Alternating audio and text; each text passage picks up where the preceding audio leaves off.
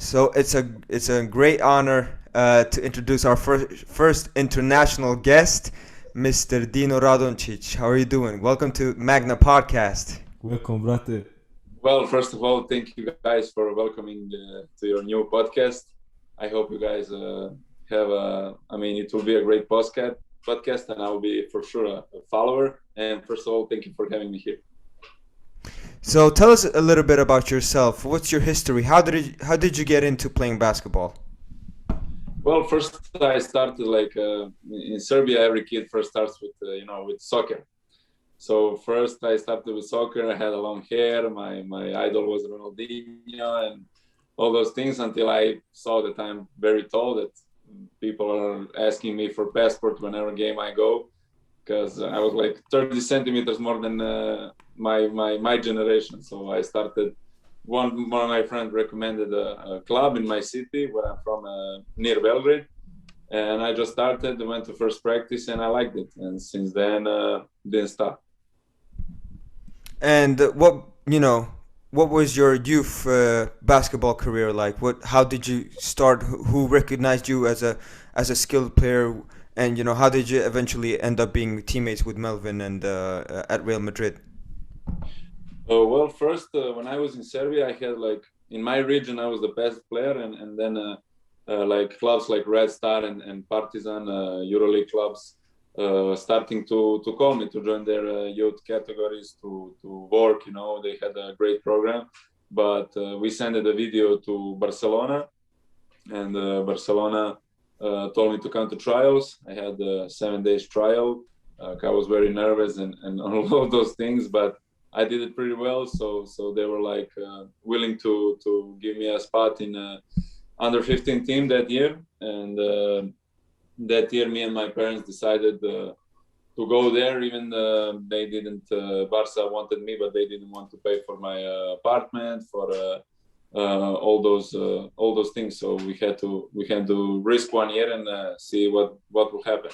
Then after I went to Barcelona, I did a pretty good year, but they offered me again the same, me paying my own things.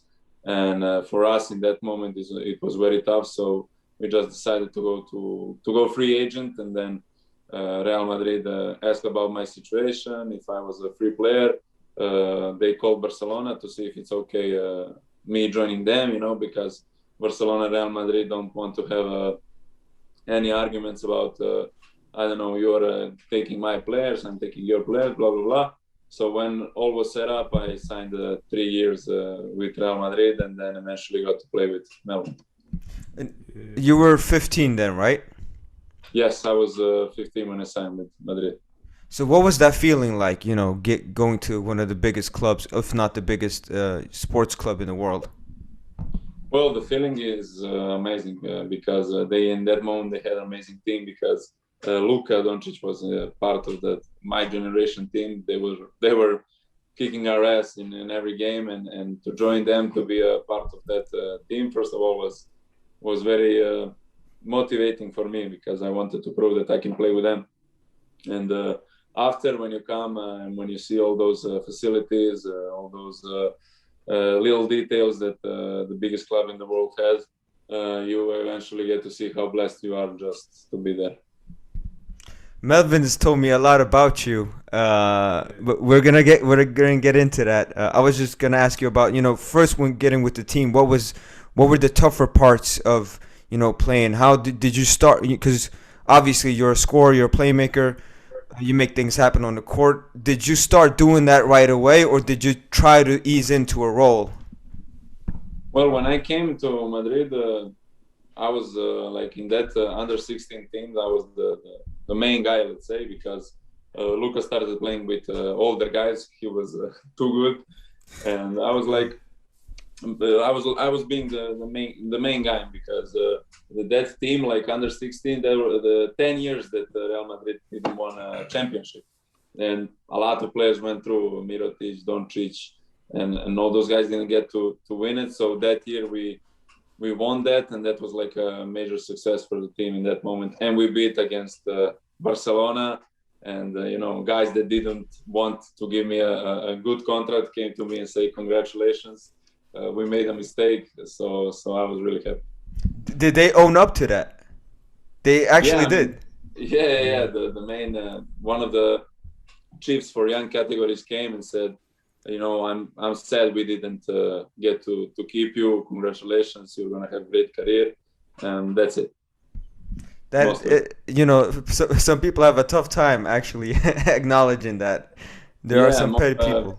More Catalonian people. They're a little bit different, So I was surprised too, because they are really proud and they don't want to accept that they made a mistake, but they made it in that moment. So I was really happy, and then my parents more. Melwin always told me when he first got to Madrid that he's playing with this player who's just unbelievable. He's just hitting big time shots, taking the game over. He was like, I've never seen anything like this. Melwin, can you please tell the audience a little bit about Dino's game? No, but I came from Sweden. Like I didn't see nobody play outside from Sweden, in Spain or in Serbia, nowhere. So when I came to Madrid, I saw Dino. I was like, man, these players, like that player, bro, he's too good, man. Like posting up, doing fadeaways, like Kobe shots, taking every rebound, like blocking people, like clutch shots. It was crazy, man. And apart from that, like off the court, you always supported me. Like I remember, like you always told me, like the confidence is the key. The confidence. Like when I'm wide open, shoot it, man. Like shoot it. So I appreciate that, like really a lot. Yeah, I mean, when Melwin was, when you was on trials, I was not. I don't know where I was, but I think I was not with the team in that moment. No. And I heard you did it pretty good, blah blah blah. But until you didn't sign, I really didn't check up on you. Then when you signed, and congratulations you on Twitter, on Instagram. Yeah. I put a comment, and then when you came, I mean, we really started being good friends. We went to. You was not going to the school like me after, and then we was the guy that most of the time were together, and always laughing, always positive. And basketball-wise, you came like a silent guy, blah blah blah. But then you started making your name in the team. And that year, when we made a success, we won a Spanish championship. I think everyone knows that you and Sonny and all these guys were a major part of that. And I'm really happy and glad that we lived that year together. Yeah, too bad we didn't win the Euroleague though, under 18 that year, man. Believe me, that I still think about that Euroleague. Man. We was up 20 in the third quarter, and we lost that game. I think we was by far the best team in Europe in that moment. For sure. Let's talk about advancing to the next level, because after that year you went to play with the men's team, and that is a really tough situation to join one of the favorites to win the EuroLeague and try to earn minutes and gain a role and do what you're good at, but at the same time you can't do too much. How was that transition for you? Well, as Melwin said, and that year that he came, it was my last under 18 year, and that year I was really, really good. I had a lot of confidence. Coach was really believing in me, and I was playing my best game. But then Madrid wanted me to sign a new professional contract, 3 years, which we couldn't refuse. It's impossible to refuse a 3-year contract with a team like that. And they told me that I will be a part of first team next year, and that they believe I can do it good on that level, and that all can go good. But as soon as the season starts, and you see you will not play that much, you are not working as much as you should, because they create a story like they make you dream about next year, or they make you dream about letting you have those minutes. But if you don't gain it when they give you a chance, and they give you a chance like 5 minutes maybe, they will not really give it to you. So basketball-wise, that year was very tough for me, because when you don't play, don't practice, and you don't really feel that until you go somewhere next year, you're completely lost. And when you get out of that team, it's colder, So basketball-wise was very tough. The other things, we won 2 titles, EuroLeague and ACB. ACB I played a lot more than Euroleague. I was not really. I played like 24 games in ACB, so I can consider myself being a part of that. But Euroleague I played only 4 games, so it was dream come true to leave that title with them. But when you think now, you know, you want to go back to that level and try to win it playing. So let's hope once I can have a chance again. And after that, after Real Madrid year, when all finished, you know, they called me and told me I will go to loan. I had the option to go to Murcia with my ex-coach from under 18, which I was playing the best basketball. But for some other reasons, Madrid wanted me to go to Burgos, where I didn't really had a good situation, because on my position I had a Slovenian guy that's called Vlatko Čančar that now is playing in Denver Nuggets, and he was the major project of that team.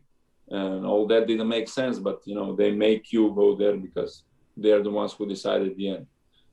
So first year there was very, very, very tough, because you have like 5 minutes, you go to the bench, then you're on the bench 15 minutes, there again they allow you to play 6 minutes more, then from 10 to 15 you play every game, but you don't have chance to make errors, you don't have chance to you know, to really feel the game. So only practicing, I think there is no young player that can succeed practicing. I think we need to play a lot, make a lot of errors, and just find a coach and find the perfect situation where you can be really confident in your game and you know, make numbers and grow as a player. So that year in Burgos was very tough, which I didn't finish there in January in a really bad relationship with them. And I went to Murcia actually with my coach, ex-coach, and that was what I wanted from the beginning. But in that moment, all the people were already talking bad about me. You know, Burgos had to give some reason why I didn't succeed there.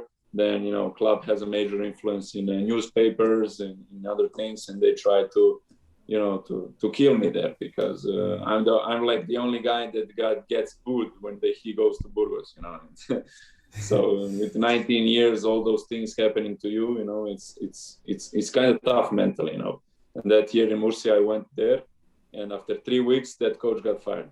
So then I was not really lucky about coaches in that moment. And then a big Spanish name, Cito Alonso, came to be a coach, which I made a pretty good job with him. We got saved that year in Liga Endesa, and they wanted me to stay in Murcia for the next year.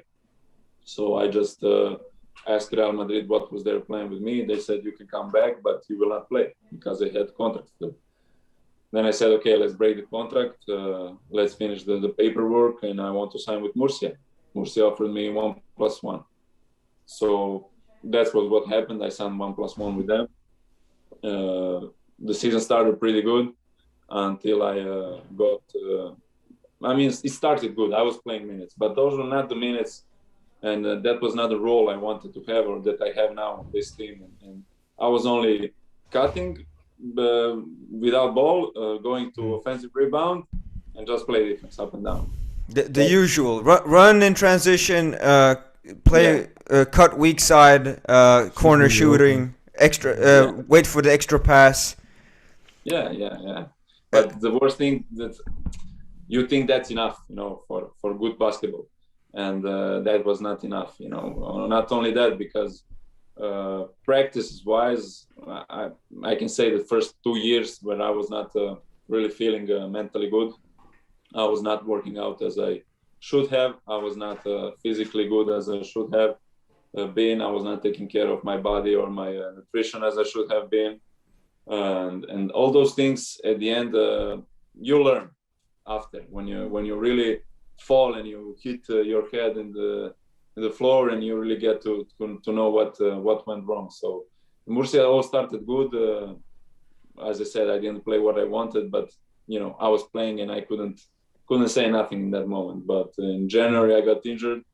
I had some personal problems too, and when I came back, the team was going really, really bad, and they just told me, you know, you have to move on. We want to break contract with you. We don't want you anymore. So that was like the toughest part of my career until then, you know. And in that February, Melwin knows, we was talking a lot, and the other day I gave an interview about that I was really wanted to like give up. You know, I was calling my mother and I was saying, you know, I want to come back home. I'm not interested in basketball until summer at least. Then I will decide, because I was really like, every practice for me was like, you know, like a torture. Every game that you know that you have to go and only do those things, and you know that at the end of the game you're going to be sad again, and I'm going to come home and cry like I cried 1,000 times. I didn't really wanted to do nothing. So 20 days I was doing nothing, just being with my family and friends and forget a little bit about that. But then Santiago Justa from Tenerife got injured. They needed 3 small forward on that position, and being a Spanish player here, I play as a Spanish player. They wanted to sign me, so I couldn't say no, you know. So I went there, but the pandemic started, and goodbye, you know. So until that was the most toughest part of my career. Now this year, everything is going a lot better. Meet Flowlife, the Swedish company that specializes in training and recovery. I work for Flowlife, and I can tell you firsthand that the company works with great passion to improve performance and recovery for all, including us athletes. Flowlife is helping me throughout my athletic journey. They provide me with tools such as flow tanks and massage guns. Flowlife helps me, but also other athletes, with performance as well as recovery, especially after intense work. Bro, can I just ask, like, how did you handle that situation, like, when you were at the bottom? Like, how did it help you to get up again? What helped you? Well, first of all, I was very sad knowing that those who I thought were my friends were not my friends. Those people who I believed in club were not the people who I should have believed. And all those things, when you get to know how tough is this, how you know, nobody wants you anymore, you know, because, you know, why would somebody sign a player that's averaging 2.5 points and people talk bad about him and he doesn't play, and you know, why would somebody sign me? So in that moment, that was like the most tough part for me, knowing that you get kicked out another time, and you know that you're not really the reason. It's other reasons, but you know, when people start talking bad in the media and, you know, all those social media things, you don't want to read it, but at the end you get to read it, and it was not really easy, you know. My mother and father used to drive 4 hours just to come and support me, you know, because I was crying. I didn't even want to go to practices. I didn't want to do nothing. So I think that there was when I was made a man. I grew up a lot, and for this year, for example, it was very important. Thank you so much for sharing. I think it means a lot, and you know, we all can relate somehow. I know that Melvin, you had a tough time your first year with the men's team as well, where you were the 16th player, right? Yeah, kind of. Yeah. Could you talk about? Yeah, I had like the similar situation. You know, I didn't play games, just practice player, kind of. You know, but the thing was, like, in practice, I knew I could play with these guys. Like, in practice, I was good. I was doing my thing. You know what I mean?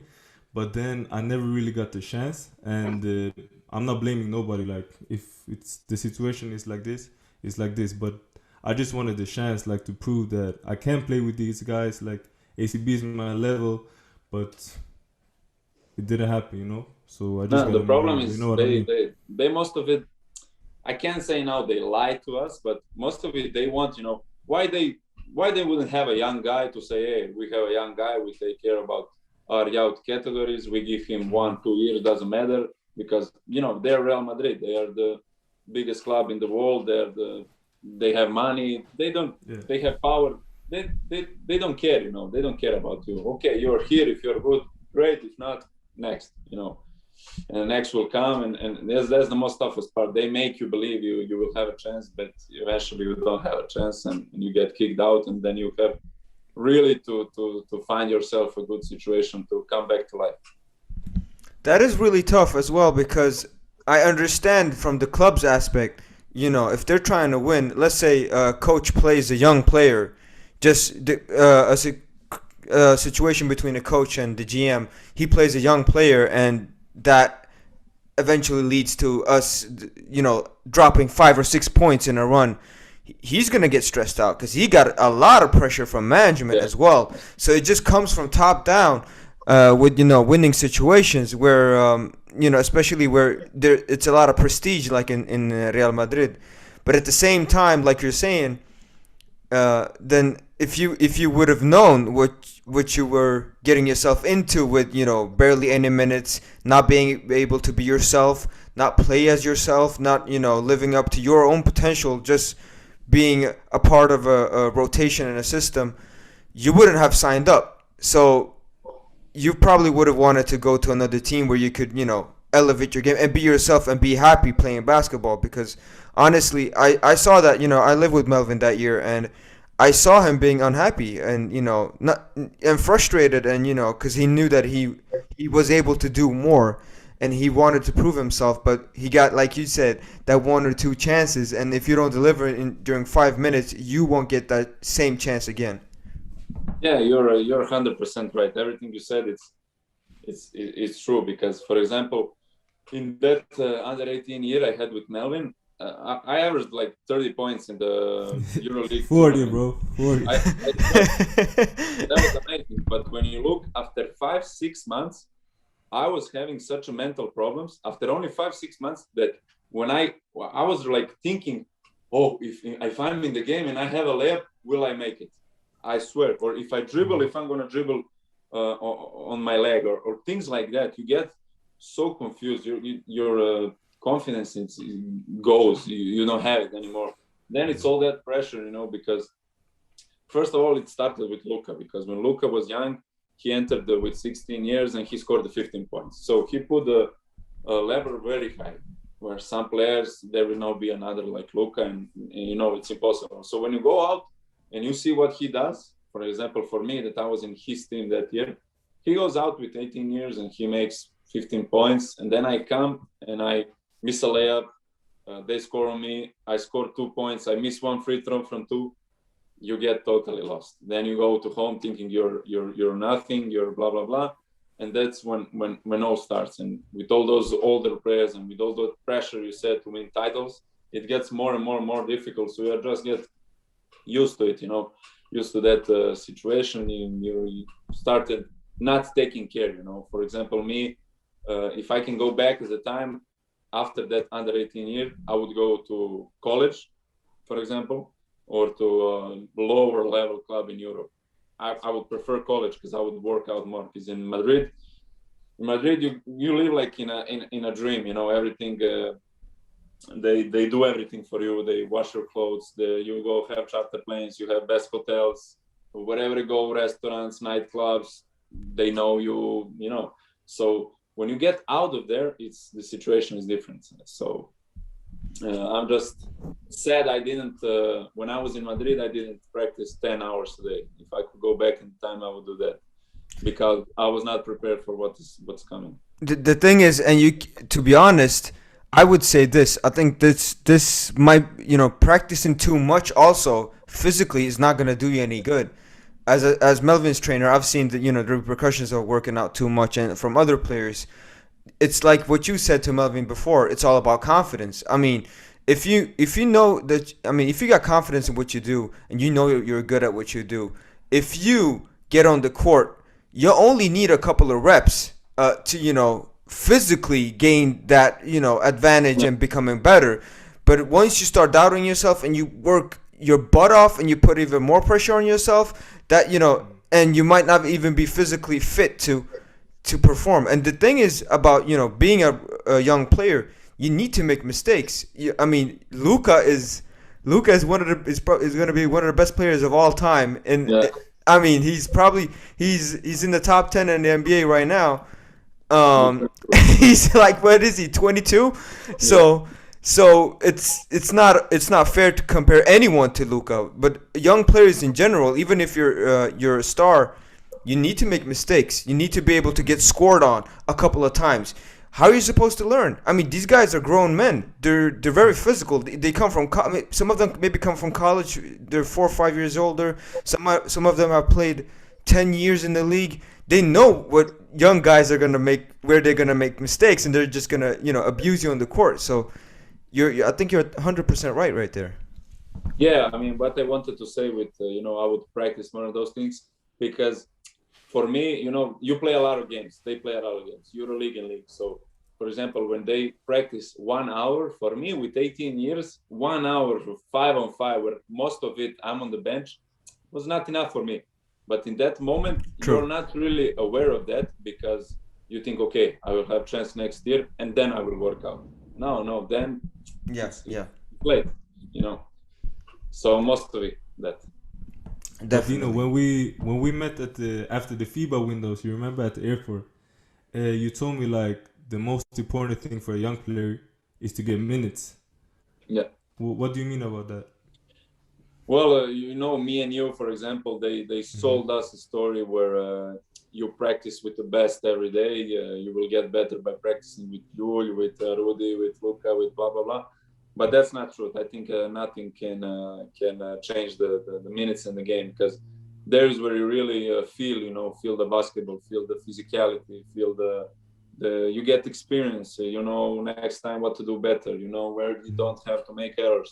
So, for example, me now as a 22 years old player, like this year I'm fourth in minutes in ACB, and last year I played, and I have like World Championship and European Basket Championship where I went to with my national team.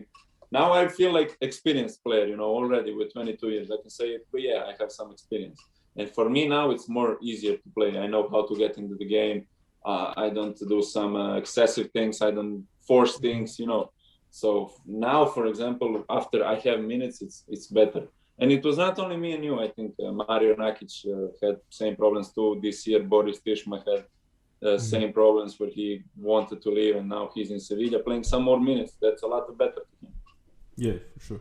Especially as the primary ball or playmaker or primary ball handler, I think it's easier if you're a role player. If you're, let's say, a big guy or someone that plays that role, cuts baseline, plays defense, and shoots corner threes or makes hustle plays.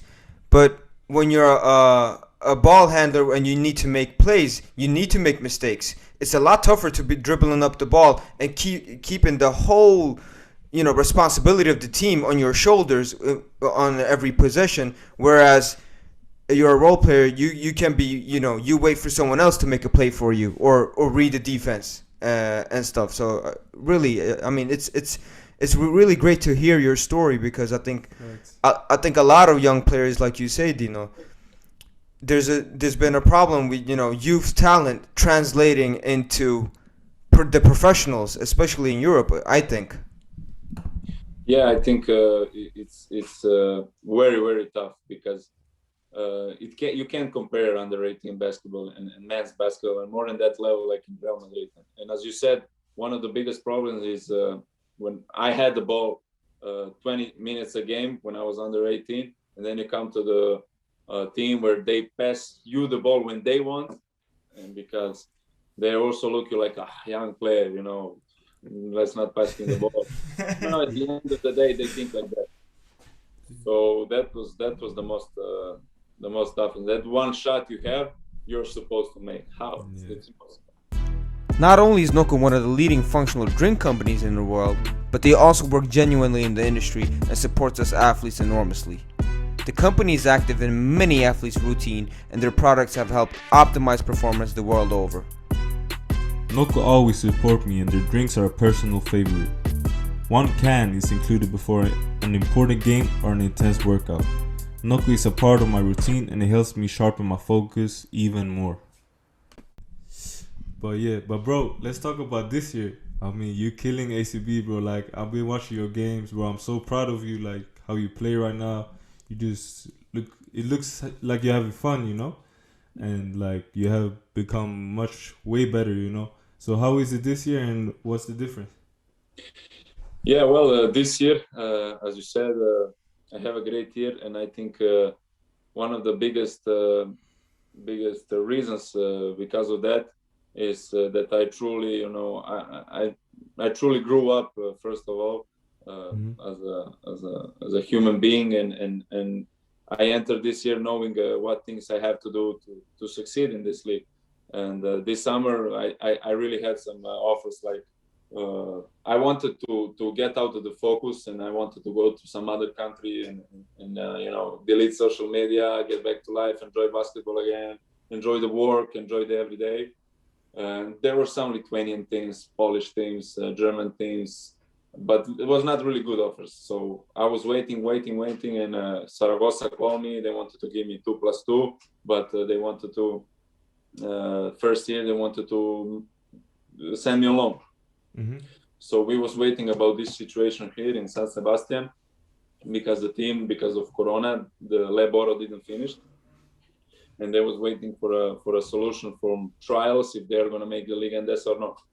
So in August, middle of August, they entered the league. So that's when I get to know that I will come here, and for me it was perfect situation because the team was made fast. The team didn't really had some amazing names and players, and we were all just in a new situation, you know.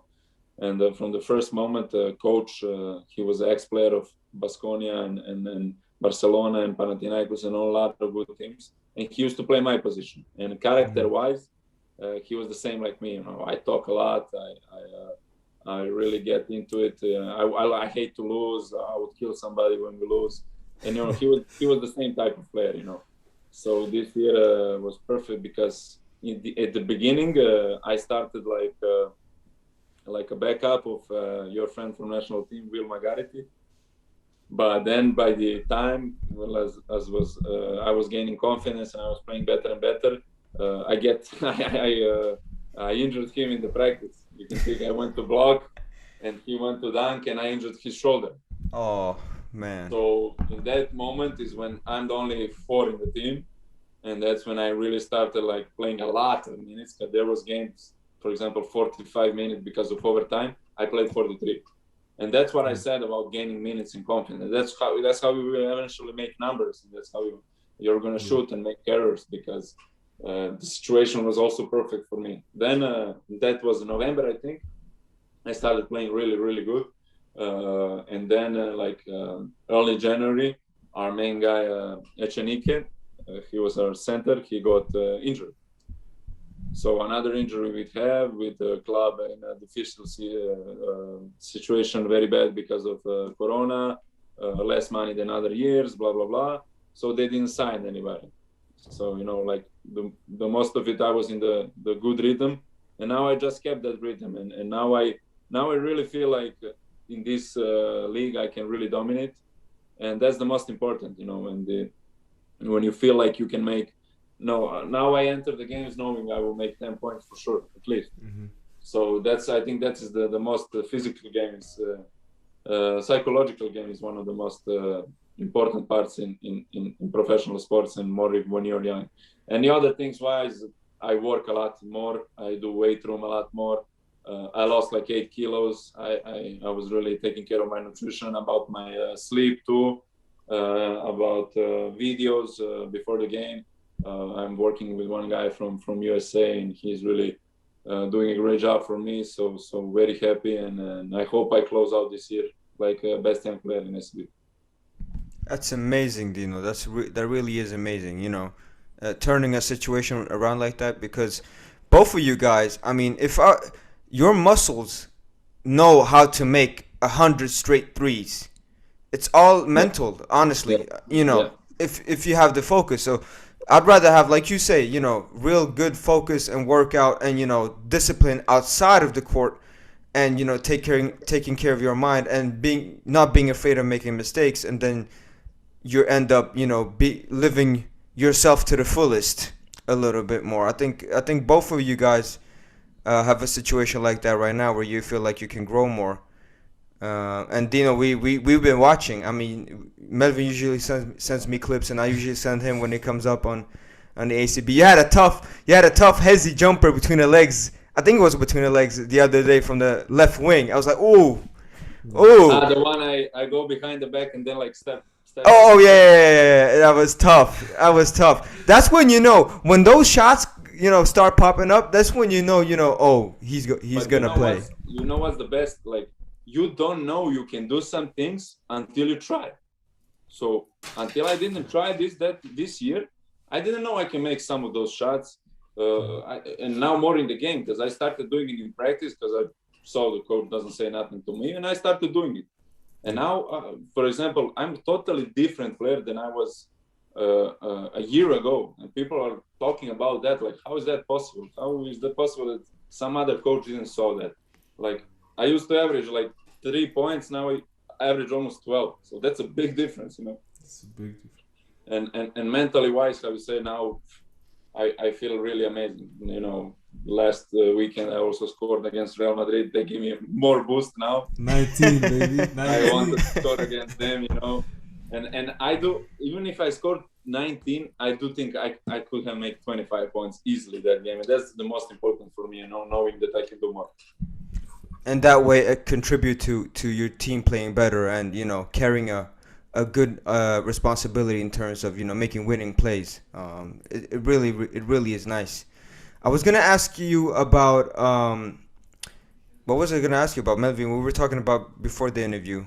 So the thing is, sometimes, like you said, on social media, you receive a lot of criticism, and you, I'm not saying you, but, players in general receive a lot of criticism and hate.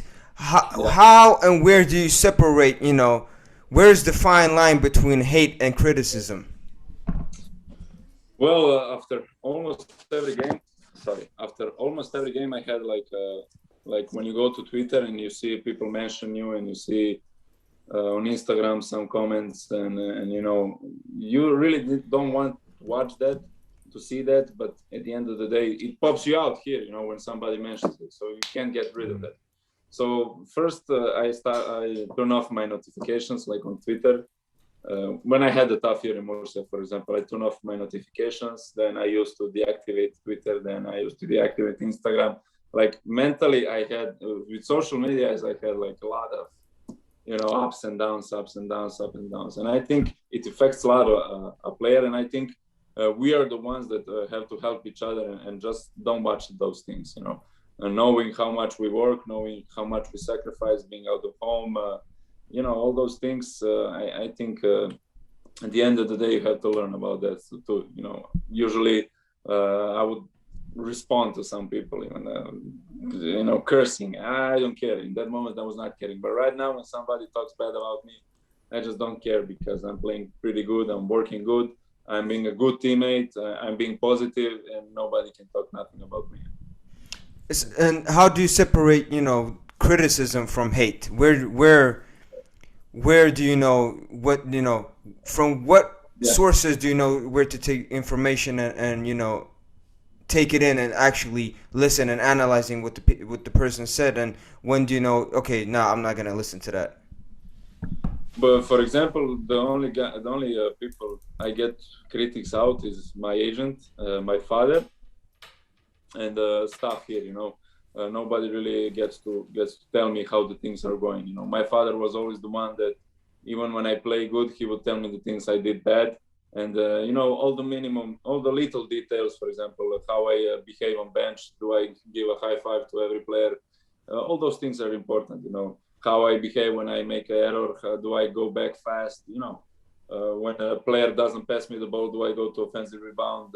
All those things, and the hate that you receive on social media at the end of the day is not important if you know that people who you really believe and who you really know that want you good are the ones that at the end of the day you listen to. So, for example, for me, when people used to hate me, was most of it because they were talking bad about me in the newspaper coming from the clubs.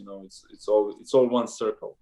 So they was never talking about me, about the game. They will directly go like, "Oh, you're an idiot. You don't have to play basketball. Oh, please retire. Oh, please." And those things are very rude. And I think until they don't get to know that that's not the way, you can change that.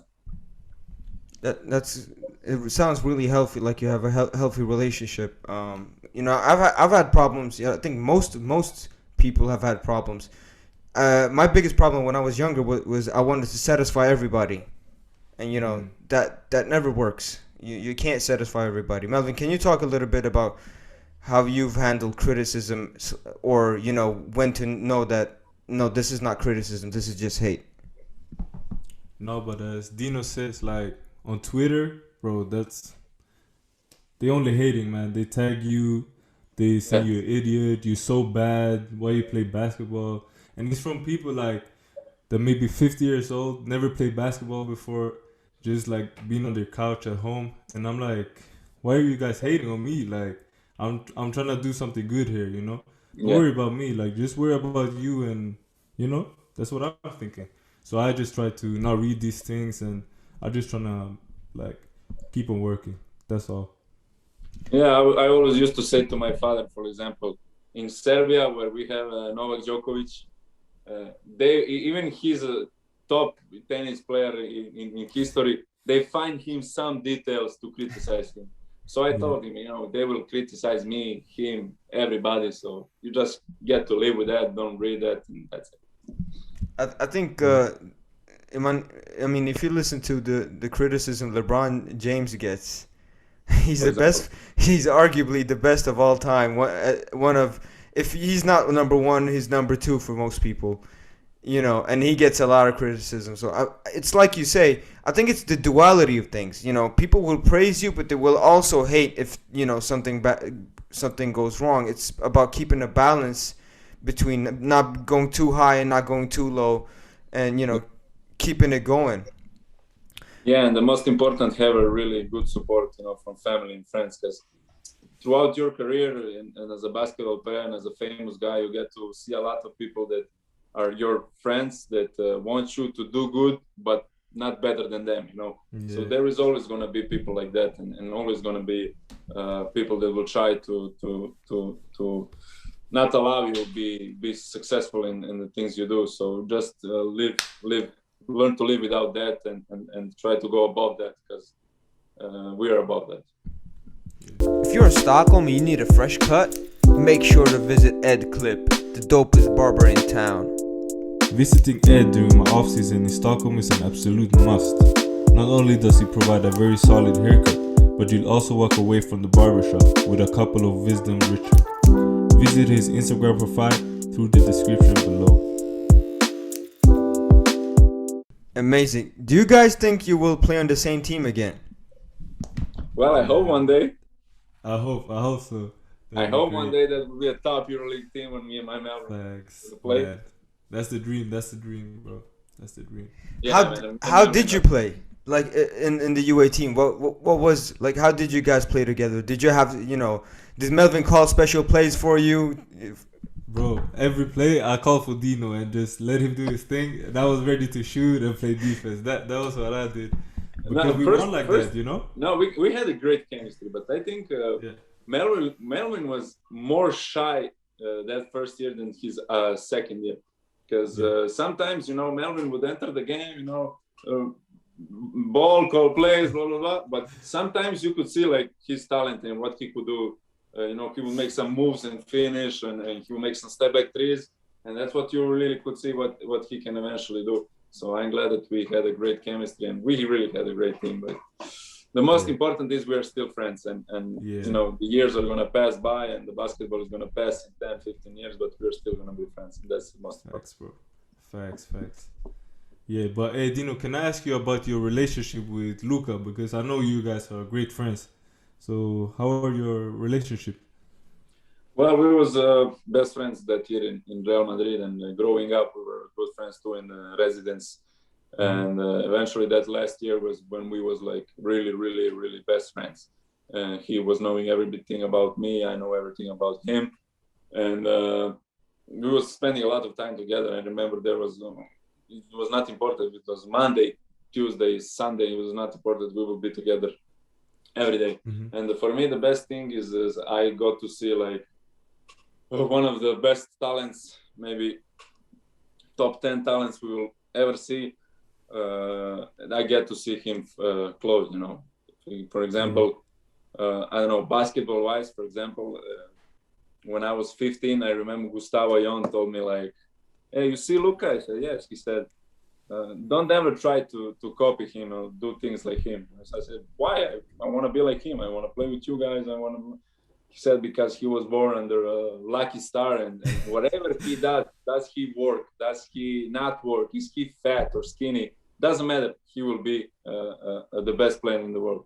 And after years spent by, I really got to see.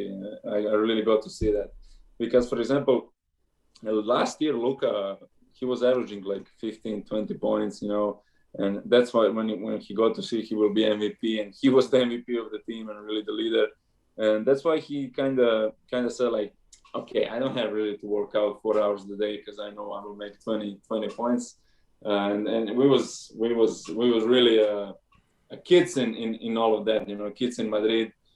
We get to go out, we go out to dinners, we go, you know, you live like a god, and I'm really happy that I can see now with the work he's putting, because right now in NBA, after that Madrid year, he's really working out. He get to see how much he can do, and I think he can do a lot more. I think it's interesting because you were trying out for the NBA as well. I remember seeing a photo with the Bulls, right? Yeah. Could you tell us about your experience with that and how that helped you as a player? Well, that year, and that was after Murcia year, where I was not really that prepared for that. You know, I think right now, if I go this summer, for example, is my last year, I think I would do a pretty good job there. But when I went, I was not really prepared. I had like 8 kilos more than now. Basketball wise, I was not that good. I was not dribbling good like this. I was not shooting good like this.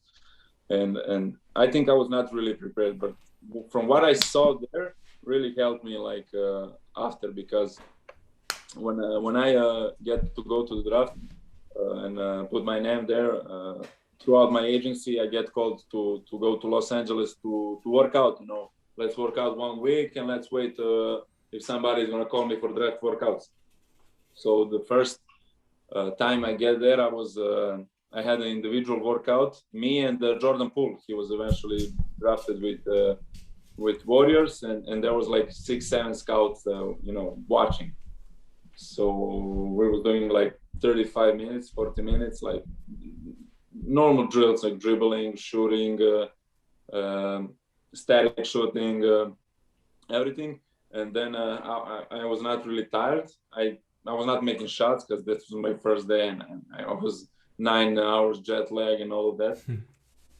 And the next day, when I get to work, like really get to see how these guys work, and how I think they're 50 years in front of Europe, for example, in all those details, like working out and all those things. But you can see that when they come to Olympics and they beat everybody by 30.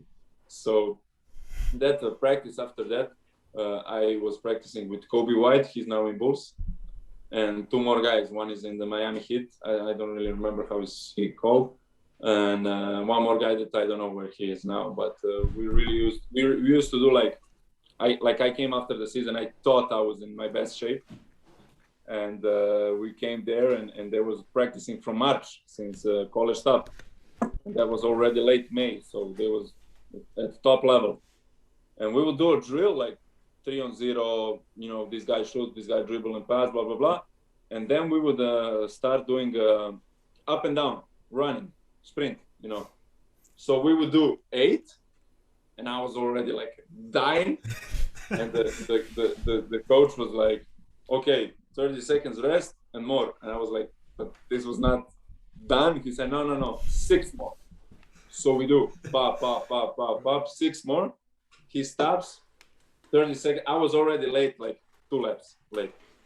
And we stopped, like he used to watch the clock and said, okay, now 4. They were running, I swear. I never saw something like they were on drugs, I swear. They were running up and down, like without stopping. And I was dead. My father was there. I mean, I felt like I was not basketball player, I swear. And then we get to do more drills, and then we get to run again. And I finished, and I said, "This is not for me. This is for sure not for me." And that's when I saw like how really they're prepared, you know. And the most important, after, for example, we finished at 12, and I called the guy from agency, said, "Okay, let me know when is the weight room. If it's 6 or 7, I can sleep a nap, blah blah blah." He said, "No, it's at 2 o'clock already." I said, 2, now it's 12. At 2 we have weight room. He said, yes. And then we went to the weight room. Amazing, like facility and everything. I was really shocked because, for example, I was sitting waiting for our practice, and behind me was Donovan Mitchell talking with Ball. And you know, you get to see all these guys, and you really feel amazing. And we did like 3 groups of 3 guys. And it was Zion Williamson too, and some rugby players. They make 3 coaches with 3 groups, so you really can't do nothing. And some exercise I never saw in my life. And I thought after that practice, I felt like this, I swear. So it was when I really get to see like how much work they put in, how they are dedicated, and what we really need to work out. That is very, very interesting that you mentioned that, after after the first 8 laps, that, you felt like, oh, I'm done, and but I'm betting if you would have gone now, you would have been able to manage a lot better. For sure, because now not only like me as a player, but mentally, and now I know if, for example, I already started like trying to shoot a 3. I'm not really shooting good this year, but I do feel confident about shooting, and I know one day I will make 2 from 4, the other day I will miss 0-3. Doesn't really matter for me. The most important is to shoot. But for example, now I already started to shoot more far, trying to get to NBA 3-pointer, and I already started doing like some suicide runs and up and downs after the practice, and I already started preparing because, for example, you get to prepare, but when you go, for example, I went to Cleveland Cavaliers first, and you start at 8 in the morning, you have a breakfast, then they get to measure every muscle, every gram of how you say of the fat, or the fat. They measure everything. Like they used to take my palm, like measure this, but amazing. Wow. So then you get to do that first, like the physical trials, then you do weight room trials, and then you have practice. Only 6 players, and it's 1 hour and a half, like dying, like playing 1-on-1, 2 against 2, 3 against 3, up and down. Then you get some very difficult shooting exercise where your condition is involved. So they're like, I remember I used to shoot free throws, and I get to see like 25 people like watching the practice, and like there is by player there is 4 person, like four guys watching and putting everything that you're doing in the practice. So for me that was like shocking. I remember like physicality wise, it was they were very fast, and in defense they were very strong. But like mentally wise, I remember I used to do 1 pump fake, the 3 guys will jump, and those things I think we in Europe get to learn faster than them. And I was playing very easy with them, but eventually they like me. They call me to interview after, because they get to choose who will they interview. If they don't interview, they don't care about you. If they interview, you was interesting to them. So they interview me. They asked me, like, for example, the first question was like, hey, tell me, who are you outside of basketball? Like, I want to know all your history. I want to know what you do in your free time. I want to know what relationship you have with your family. What they get to hear everything from you. So the same was in Chicago Bulls, but it was more shocking because you enter and you see Jordan, Pippen, blah blah blah. I was more nervous that practice, and I was kind of injured because in Cleveland I had some injury. So for me it was an unbelievable experience, and if I go this summer, I think I will go to workouts again. I will really enjoy it, most of it. I have a really interesting question here, to me at least. I think Melvin would like this question too. The thing is, you know, being as we talked about earlier, being, you know, a star when you're younger and knowing what you can do, and now finally coming into your own a little bit, taking, you know, showing the world what you can do basketball wise. Mirotic made the decision to come back to Europe to be a star again because he knew what he could do instead of signing an extension with the Bucks. What would you feel like if you were offered a role to play in the NBA, but, you know, a limited role? We only want you to show open shots, you know, extra passes. We want you to hustle, or versus playing the ACB, Euroleague, and, you know, becoming a really good player, and, you know, ultimately maybe achieving your potential. But the salary is like you can't even compare. The NBA, you'll get maybe tens of millions more. What would you do? Well, seeing his situation, I know he's a very familiar guy, you know, quiet guy, and for him, it's very important the family. So I think he got traded like 2 times, and that was when he really said like, why would I go from team to a team and people like trading me like I'm a can of tuna, you know. So I think that's why when he really decided like he wants to come back. And first I heard they offered him to Madrid, and Madrid said no, that's a lot of money to us, because eventually he didn't want to play for a lot more money than he used to in NBA. So he signed a good contract with Barcelona. And I think sometimes, you know, when they came here to play, he entered only 10 minutes. He scored 14 points. And I said, like, I asked him, like, what are you doing here? You know, why are you not in the NBA? And he started laughing, you know.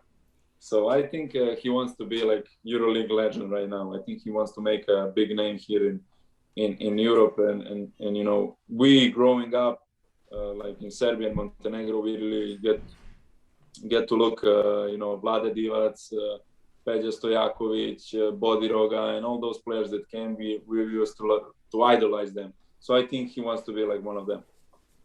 What would you do if you were put in the same situation? I don't know, man. It's a tough situation because you get to be a boss in the best EuroLeague team and the highest paid EuroLeague player, and you get really respected, and you know, you be make happy. 20 points a game, be happy, you know, be MVP, be having your family happy, you know, very important. But I think nothing can compare with NBA. You know, when I talk to, for example, now Facu, he's having a tough time, but he's happy being there, you know, and seeing Luka how he enjoys it. I think it's not easy to adapt, but after 6 years, like Mirotic, or 7 years, I don't know how much he was there, I think you get satisfied and you say, okay, now let's do what I want, you know. Yeah, very good point.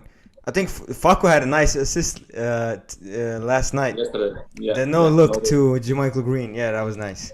Yeah, I told him, like, you assist very good, but you have to start, you know, looking more at the basket, because I think at the end of the day is what makes difference, you know. He's starting. I mean, he's doing something right. He's starting, and I mean, me and Melvin were discussing this. We were like, how is he gonna do in the NBA? And you know, we were just talking about nobody knows what kind of court vision he has, like how he breaks down the game. It's just, when I was watching Melvin's practices with the Real, he was just playing around. I mean, he was literally playing around and having fun, and, you know, just throwing crazy passes, finding Eddie Tavares in the most amazing ways. I was just sitting there like, wow. Yeah, I mean, Facu is, first of all, a fierce competitor, something I really didn't saw. You know, such a little man, such a big heart. It's something amazing. But he was a really amazing professional, and Melwin knows that. Like, his nutrition, for example, is something unbelievable. When he eats something sweet, he can't sleep. That's the type of a guy he's. And I think the work and really taking care of everything took him where he is now. Even though his buyout was amazingly big, I mean, 6 million, and that he will probably not be gaining money these years. Just to see his dream was to be there. You can see he is very happy, and the adaptation there is very, very, very difficult. People are bigger, faster. There is more space, but I think next year is going to be good for him. They can see what he can do, but he can really put it on the court. Definitely. Dino, please talk to us about your, career outside of basketball, because we usually say on this podcast, or just generally, that playing sports is an opportunity. It lasts for 20 years if you're really lucky, and you'll be able to, like, what's his name, Albert Oliver, uh, Yeah. which is amazing. But you probably got 20 years of professional basketball, but if you get injured and or you're unlucky or something like that, you have to have something outside. Do you have any financial investments? Do you have anything you're working on outside of basketball to just be stable and be bigger than just the athlete? Yeah, and I think it's very important. What you said. Basketball is short period of time. Like you get to live, I don't know, 75 years. You play basketball for only 20, so you have another 55 years to think what you do and how you're gonna make your incomes come. And for me, for example, I didn't finish college like some guys. Like my education is not really high because I was very young in first team in Madrid, and I was not even going to school anymore. So now when I think about that, I kind of regret it, but I was never a guy that loved to go to school. So I don't know what would happen, but like you said, I mean, eventually we got to play 10, 15 years. So I think the most important thing is know how to save money, know where to spend money, know on which things to spend money. And, when, for example, me, I had a 3 years contract with Madrid, and then I was very lucky to win Euroleague and League. That was a big bonus. And that from young age, I was thinking about what I'm going to do with money. I invested in some things already. I bought some apartments in Montenegro, and it's very important for me to have my family first of all secured. I don't want my mother working 10 hours or my father working 10 hours. So for me that was the most important thing. Try to find a solution for them first, because I know I will play 15 years more. And right now I think, like, when I was younger, I used to spend more money, like on some things I wouldn't spend it now.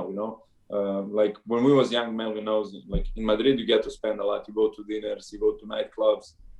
Eventually you can drink 3 cups and you will pay 500 euros. All those things are where you eventually, when you get to measure what you did, you see you lost money. So I think we have to invest really smart. For example, I bought a car and it was like 40,000, but I didn't bought it like everything. I with my apartment incomes, I get to pay that car. So I think all those things you want to enjoy and you want to invest, you have to be very, very smart. Because I know a lot of players that, like, said with 32 years, they said, "Oh, I don't care. I have 15 apartments. I don't want to play anymore."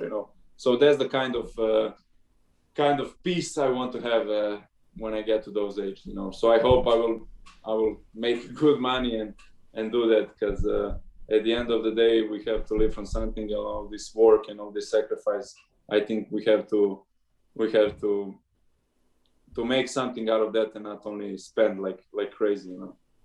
That's very good. I mean, it sounds like a very good idea to have tangible assets, and having 15 apartments. If you let's say you get a 300 euros extra every month from 15. That's 40.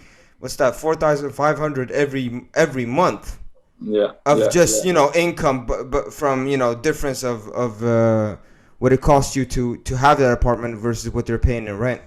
Yeah, that's what I mean. For example, if you buy an apartment that costs 150,000, you eventually kind of save 150,000 because you get incomes every month, and I don't know, in 10 years you will get to pay those 150,000. You will be in zero, but still for all your life you will have that apartment. You can always sell it. You can always rent. You can always do things. So I think like real estate is really important, and all these businesses like outside, like I don't know, you want to open a restaurant. I think all those things you really have to be. You're taking a risk because eventually you don't know how it will work. As for example, now when it's Corona, it's very difficult, and I think you really have to be smart with money, and not only investing every day. You know, for example, when I was 19, I used to spend like 50 euros a day for food. For me now, that's something impossible. Why would I order every day 20 euros lunch, 30 euros for dinner to order something? No, I will cook, prepare for myself, and save 50 euros. So this year, like, I get to really know better with money. There was this one player. I'm trying to find his name. He played one season with the Nets. I think it was last year. With one salary, he opened a restaurant and had helped out his family. With one salary, he invested all that money and opened up a restaurant for his family to work and take care of them. So it's 1 year can make a huge difference, like you said, with the EuroLeague bonus, which must have been huge. Yeah. The EuroLeague bonus was really big, and when I saw that in my bank account, I was like, this is something different, But when you think the money comes and goes, and you really have to be smart in investing, I think for example, spend a lot of money on some stupid things, or me and my family, and now I know how to save it better. Now I'm only 22, and I'm glad that I get to spend to learn, So yeah, you gotta learn. I have all the time in front of me to make a good money. I hope in basketball without injuries, and after live my life and go to Sweden, have a drink with Melwin. Yes, sir. That's how I want. Yeah, I already know. That sounds amazing. That wraps up our interview. Melvin, do you have anything to add? Well, I would just like to thank you and Melvin. I didn't know you personally. I'm glad to know you. You're nice to meet you. I'm really, really happy to get to know you, and to my brother Melvin, that I hope to see him soon. I hope he keeps killing there, and just happy to be on your podcast, being a second guest, right? You're fourth. Okay. Fourth, Yeah. but our first international. First international. So happy to be the first international of your podcast, and I'm really going to follow and listen to it, and thank you for having me.